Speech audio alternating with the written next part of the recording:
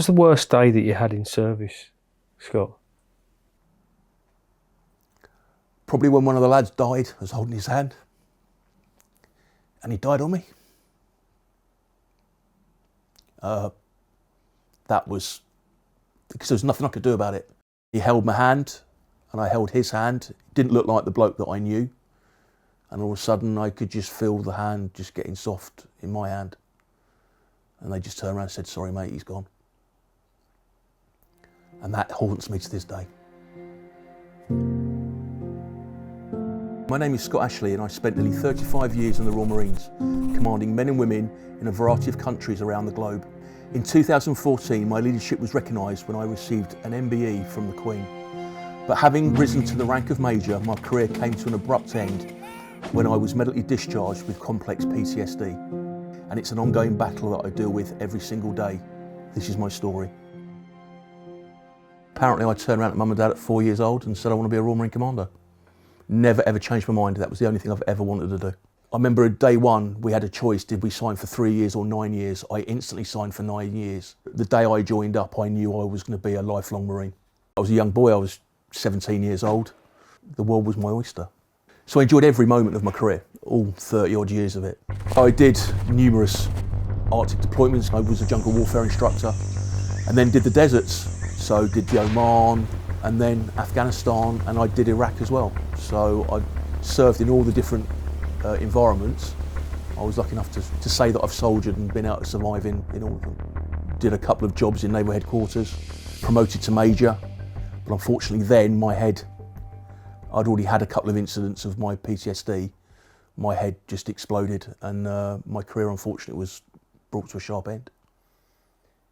Someone who hasn't had PTSD, can you describe what it feels like?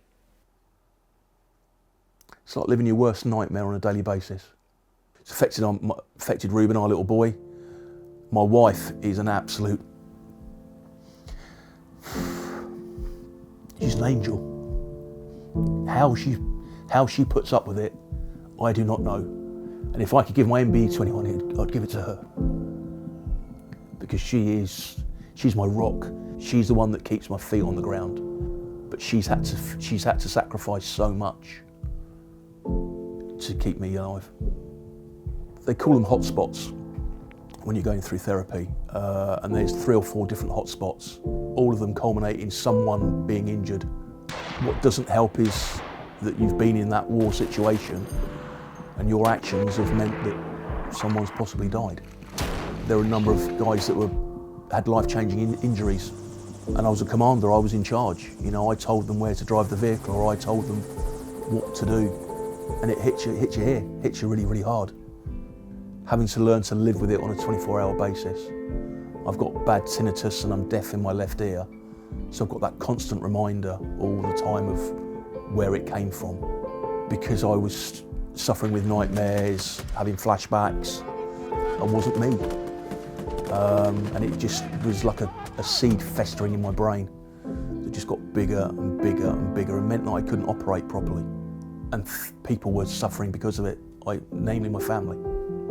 When did you first notice that your mental health probably wasn't where it needed to be? After Herrick 5, I knew something wasn't quite right. I was really aggressive, turned into a workaholic, was putting all my time and effort into the job more than normal. My wife noticed a difference in me. I was the assistant director of rugby for the Royal Navy Rugby Union team. I took him on tour to America and the stress got to me and I had a meltdown. And then I realised that I need help. I need serious help here. You're kidding yourself if you think you're going to get over it. You have to seek professional advice and get professional help. And then there is light at the end of the tunnel. If you bottle it up inside, there is no light at all and it goes dark very, very quickly. It's like being in a chasm and you're trying to scramble out that chasm. With the help and support, people are throwing ropes down, and I've now got ropes that if I'm having a bad point, I know how to pull myself out. Before I didn't. As men, we're very, very good at just brushing mental health under the carpet. It's there, it affects us. And the only way you're going to deal with it is by talking about it. You've got to have passions in life. being a Royal Marines was probably the biggest passion I ever had, apart from my wife, of course. It's having a passion in something that you can really sort of throw your life into. All the stuff that the military gave me, I get a similar thing from sport, and rugby for me is that ultimate sport. So 3 years ago, stood in the pub, I've cycled, I've always enjoyed my cycling. A mate of mine who's another former Marine, Charlie, said, why don't we plan something? Thought it'd be a really good idea to cycle from Nelson's Column to the Eiffel Tower. We then thought it'd be a good idea to do it in under 24 hours, including the ferry crossing. So we achieved it, we did it in 23 hours, 30 minutes. So that was the first one, all the way unsupported. One of the things I did when I left the Marines, I retrained as a spinning instructor and as a personal trainer. I thought it'd be a really good idea to do 24 spin classes in a 24-hour period, raising money for combat stress and other charities that have helped me out. Now it's getting ready to do the Australian trilogy. So it's a charity called 65 Degrees North that basically set challenges for wounded, injured or sick service personnel. So the one we're about to do is we're basically going to Australia. We're going to start by parachuting in from 15,000 feet doing a tandem skydive. Once we've landed, we're then going to get on our bikes and we're going to cycle to Sydney, which is distance of around about 1,200 miles in 12 days. What we're then going to do is climb the highest mountain in the continent, come back off that and then finish the final 40 miles into Sydney Opera House. I've already spoken about I love challenging myself. I love challenging myself both mentally and physically. And this is allowing me to do that because as strong as I am, heart and legs and lungs, this is going to get challenged. Because when I'm saddle sore, it's all getting a little bit hard, a little bit tough. I'm going to have to dig deep in here and I want to prove that this still works. Thanks to 65 Degrees North, they're giving me that opportunity to focus on something other than my injury and move forward and challenge myself again. Without charities, people are going to suffer on a daily basis. The Veterans Foundation is vital.